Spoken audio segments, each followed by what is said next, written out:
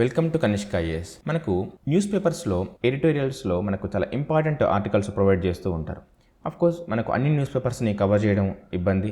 కొన్నిసార్లు ఏంటంటే ఆ ఆర్టికల్ కూడా ఎగ్జామ్ ఓరియంటెడ్గా అర్థం చేసుకోవడం కూడా చాలా ఇంపార్టెంట్. కొన్నిసార్లు ఇబ్బంది అవుతూ ఉంటుంది.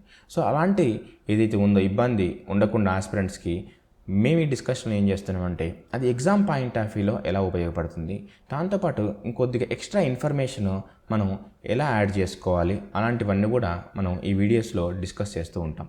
సో మనం ఈరోజు చూస్తే మనకి ఇక్కడ ఒక ఆర్టికల్ రావడం జరిగింది ఇండియన్ ఎక్స్ప్రెస్లో, హౌ టు ట్రంప్ టారిఫ్స్ అని చెప్పేసి వచ్చింది.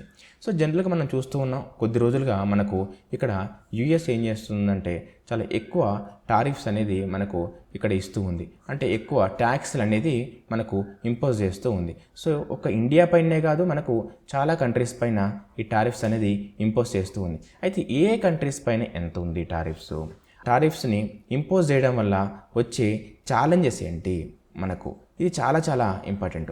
ఒకవేళ మనం వీటిని జాగ్రత్తగా మేనేజ్ చేయకపోతే మనకేమవుతుంది అంటే ఇక్కడ ఈ ట్రేడ్ వార్ అనేది వచ్చే అవకాశం ఉంది బిట్వీన్ ఇండియా అండ్ యుఎస్. అంతేకాకుండా మనకేమవుతుందంటే ఈ ఎక్స్పోర్ట్స్ అనేవి చాలా కాస్ట్లీ అయ్యేలాగా ఉంటాయి. సో ఎక్స్పోర్ట్స్ అనేవి మనకు కాస్ట్లీ అవుతాయి, అంటే మనకు యుఎస్లో ఇంపోర్ట్స్ వాళ్ళ కాస్ట్ పెరుగుతుంది. సో మనకేమవుతుందంటే ఎక్స్పోర్ట్స్ కాస్ట్ పెరుగుతుంది. అంతేకాకుండా ఇక్కడ ఏం జరుగుతుందంటే మన ప్రొడక్ట్స్కి అక్కడ చాలా ఎక్కువ కాస్ట్ అనేది ఉండే అవకాశం ఉంది. సో అలాంటి సిచ్యువేషన్లో ఏమవుతుందంటే మన ప్రొడక్ట్స్కి డిమాండ్ తగ్గే అవకాశం ఉంది. సో జనరల్గా ఏంటి, మనకు ప్రొడక్ట్స్ కాస్ట్ అనేది తక్కువగా ఉంటే దాని తగ్గట్టు డిమాండ్ కూడా ఎక్కువగా ఉంటుంది. కాస్ట్ ఎక్కువగా ఉందనుకోండి, డిమాండ్ అనేది తక్కువగా ఉంటుంది. సో అలాంటి సిచ్యువేషన్లో మనకి ఇక్కడ ఏమవుతుంది అంటే ఈ టారిఫ్స్ అనేవి పెరిగినప్పుడు, అంటే ఎప్పుడైతే మనకు ఈ ట్యాక్స్లు అనేవి పెరిగాయో అప్పుడు ఏమవుతుంది అంటే మనకు ఈ ఇంపోర్ట్ ఏదైతే ఉందో ఇంపోర్ట్స్ వాటి కాస్ట్ అనేది మనకి ఏమవుతుంది జనరల్గా పెరుగుతుంది. సో దీనివల్ల మన ఇండియన్ గూడ్స్ మీద ఎలాంటి ఇంపాక్ట్ ఉండబోతుంది అని చెప్పేసి మనం ఒకసారి చూద్దాం. సో ఇక్కడ మనం ఒకసారి అబ్జర్వ్ చేస్తే ఏ కంట్రీస్ మీద ఎంత ట్యాక్స్ ఉందో ఒకసారి చూద్దాం. సో ఈ ఆర్టికల్లోనే చాలా క్లియర్గా మెన్షన్ చేయడం జరిగింది. మనం ఒకసారి చూస్తే ఇండియా పైన మనకి ఏంటి అంటే 27% ట్యాక్స్ ఇంపోజ్ చేయడం జరిగింది. సో అదే మిగతా వాటిని చూస్తే మనకు చైనాలో ఇది 54%, అదే మనకు వియత్నాం పైన అయితే 46% ఉంది, అదే మనకు బంగ్లాదేశ్ పైన అయితే 37% ఉంది, అదే ఇండోనేషియా పైన 32% ఉంది. అంటే మనకి ఇక్కడ ఏం జరుగుతుంది, మనకు ఇండియా కంటే కూడా దీన్ని ఒకసారి అబ్జర్వ్ చేస్తే మిగతా కంట్రీస్ మీద ట్యాక్స్ అనేది చాలా ఎక్కువగా ఉంది. India just 27%. సో ఈ 27% అయినా కూడా మనకు జనరల్గా ఇది ఎక్కువే, కానీ మిగతా కంట్రీస్తో పోలిస్తే మాత్రం మనకు తక్కువ. ముఖ్యంగా చైనా లాంటి కంట్రీస్తో పోలిస్తే ఇది చాలా తక్కువ అని చెప్పొచ్చు. మనకి ఇక్కడ చైనా మీద ఎంత ఉంది, దాదాపు 54% ట్యాక్స్ ఇంపోజ్ చేసింది యుఎస్. సో ఇంత ఇంపోజ్ చేసినప్పుడు ఏమవుతుంది అంటే మనకు జనరల్గా ఈ చైనా నుంచి వెళ్ళే గూడ్స్ ఏవైతే ఉంటాయో వాటి కాస్ట్ అనేది యుఎస్లో చాలా ఎక్కువగా ఉంటుంది. సో అదే ఇండియా నుంచి వెళ్ళే గూడ్స్ కాస్ట్ ఏవైతే ఉన్నాయో వాటిది తక్కువగా ఉంటుంది.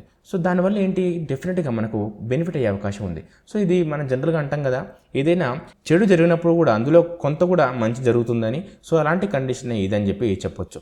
అయితే ఇక్కడ మనం ఒకటి ఇంపార్టెంట్ ఇష్యూ ఉంది. అది ఏంటి అని అంటే జనరల్గా చైనా ఒక ఇండియా ఏవైతే ఉన్నాయో మనం ఇంతకుముందు డిస్కస్ చేసిన ఏవైతే ఉన్నాయో వీటిపైనే కాకుండా ఆ నైబరింగ్ కంట్రీస్ ఏవైతే ఉన్నాయో ఆ కంట్రీస్ పైన, అంటే ఈ కెనడా పైన ప్లస్ మెక్సికో పైన కూడా మనకు చాలా ట్యాక్స్ అనేది ఇంపోజ్ చేసింది. సో ఈ కెనడా అండ్ మెక్సికో ఒకసారి మనం చూస్తే ఏంటి అంటే వాటికి ఫేవర్డ్ నేషన్ ఇవ్వడం జరిగింది, మోస్ట్ ఫేవర్డ్ నేషన్ అని చెప్పేసి ఇచ్చారు యుఎస్ వాళ్ళు, MFN స్టేటస్ ఇచ్చారు.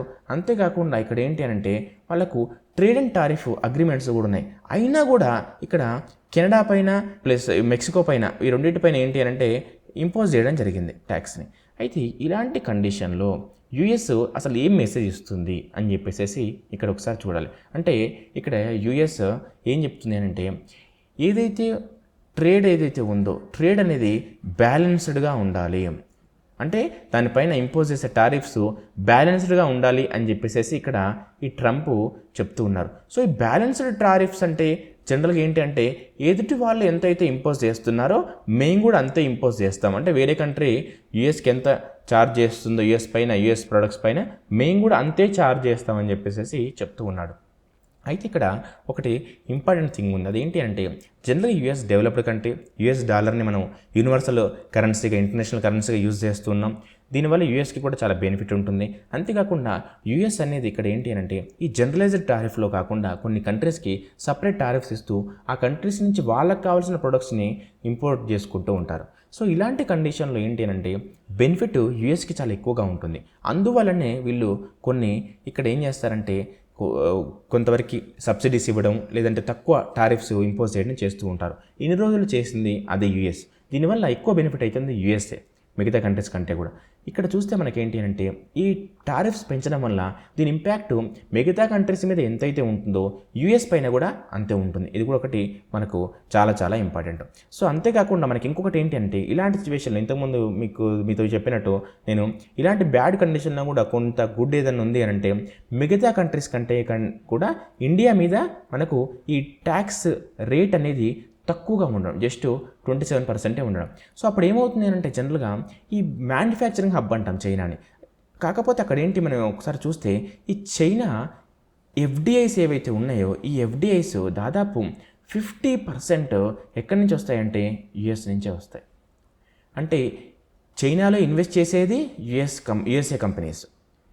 అక్కడ ప్రోడక్ట్స్ మ్యానుఫ్యాక్చరింగ్ చేసి వీళ్ళు ఏం చేస్తున్నారంటే మళ్ళీ అదే యూఎస్కి లేదంటే వేరే కంట్రీస్కి పంపిస్తూ ఉన్నారు.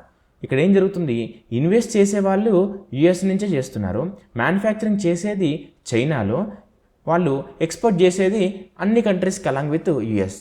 ఇక్కడ ఏం జరుగుతుంది, చైనా ప్రొడక్ట్స్ మీద యూఎస్ ఎక్కువ ఛార్జ్ చేస్తుంది కాబట్టి టారిఫ్ ఆల్మోస్ట్ 54% ఛార్జ్ చేస్తుంది కాబట్టి అప్పుడు ఏం చేస్తారంటే ఈ యూఎస్ఏ కంపెనీస్ ఏవైతే ఉన్నాయో వాటి ఎఫ్డిఐ అయితే ఉన్నాయో వాళ్ళు ఆల్టర్నేటివ్ వెతుక్కోవడానికి ట్రై చేస్తారు.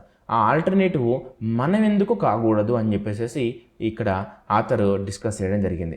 సో ఒకవేళ ఈ ఎఫ్డిఐ మనం ఇండియా సైడ్ వచ్చేలాగా చేసుకుంటే ఇక్కడ ఏమవుతుంది, మనకు మ్యానుఫ్యాక్చరింగ్ అనేది పెరుగుతుంది. సో ఇక్కడ మనకు మ్యానుఫ్యాక్చరింగ్ సెక్టర్ మనకు కొంచెం పెరిగింది అంటే ఏమవుతుంది, మనకి ఇక్కడ ఇండైరెక్ట్గా మనకు ఎంప్లాయ్మెంట్ క్రియేట్ అవుతుంది. సో ఎంప్లాయ్మెంట్ క్రియేట్ అవ్వడమే కాకుండా మనకి ఏమవుతుంది అంటే ఇక్కడ ట్యాక్సెస్ కూడా ఎక్కువ కలెక్ట్ అవుతాయి గవర్నమెంట్కి. సో ఈ విధంగా మనకి ఏంటంటే మిగతా కంట్రీస్ ఏవైతే ఉన్నాయో, ఎక్కువ ఉన్న కంట్రీస్ ఏవైతే ఉన్నాయో, చైనా కానివ్వండి, లేదంటే వియత్నాం కానివ్వండి, లేదంటే బంగ్లాదేశ్ కానివ్వండి, లేదంటే ఇండోనేషియా కానివ్వండి, ఇక్కడ చాలా వరకు ఎఫ్డిఐస్ ఏమవుతున్నాయి, నెక్స్ట్ ఇండియాని ఒక ఆల్టర్నేటివ్గా చూసే అవకాశం అయితే డెఫినెట్గా ఉంటుంది ఇన్వెస్ట్మెంట్స్ కోసం. ఇంకొక ఇంపార్టెంట్ థింగ్ ఏంటంటే ఈ కంట్రీస్ ఎందులో బాగా ఎక్కువ ఎక్స్పోర్ట్ చేస్తున్నారు, ఎందులో బాగా మ్యానుఫ్యాక్చరింగ్ చేస్తున్నారంటే అందులో first one textiles and next one ఏంటి అంటే ఎలక్ట్రానిక్స్. సో ఇక్కడ మనకు ఏదైతే ఉందో ఇండస్ట్రీ, ముఖ్యంగా టెక్స్టైల్స్ ఏదైతే ఉందో మనకు అబౌండెంట్ రా మెటీరియల్ ఉంది, దాంతో మనం చాలా చక్కగా ఇక్కడ మ్యానుఫ్యాక్చరింగ్ చేసుకొని ఎక్స్పోర్ట్ చేయొచ్చు. నెక్స్ట్ ఎలక్ట్రానిక్స్కి వచ్చేసరికి మనకు అబౌండెంట్ హ్యూమన్ రిసోర్స్ ఉంది. ఈ హ్యూమన్ రిసోర్స్ అనేది మనకు చాలా చాలా అవసరం. ఇక్కడ లేబర్ కాస్ట్ కూడా మనకు చాలా తక్కువ. సో ఈ తక్కువ లేబర్ కాస్ట్ ప్లస్ ఇక్కడ స్కిల్డ్ లేబర్ ఏదైతే ఉందో మనకు ఇప్పుడు మనం ఏం చేసాం, స్కిల్ ఇండియా ప్రోగ్రామ్ అని ఇలాంటివన్నీ చేసి మనం చాలా స్కిల్డ్ లేబర్ని ప్రొవైడ్ చేస్తున్నాం.